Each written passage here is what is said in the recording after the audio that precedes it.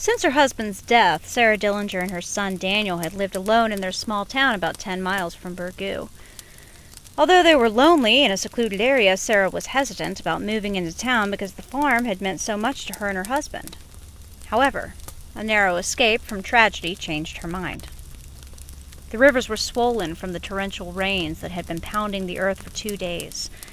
This particular evening was chilly and the wind was howling through the trees like a banshee. Firewood was running out, so Sarah asked Daniel to bring more into the house.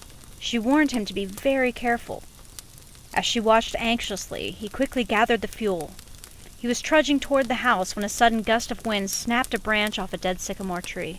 Sarah screamed, but it was too late. The branch struck Daniel in the head, knocking him off his feet.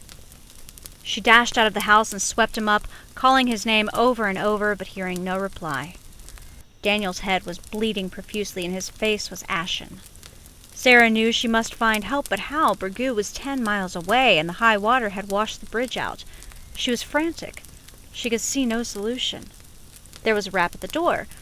No, she must be imagining it. Who could be traveling on such a night? She heard another rap, and cautiously opened the door. There stood 2 water-soaked strangers. One was short, chubby and bald. The other was tall and lanky. Sarah immediately begged them to search out aid for her son. The short man, whose name was Martin Thomas, revealed that he was a doctor. After a thorough examination, Dr. Thomas concluded that he must operate at once to save the boy's life.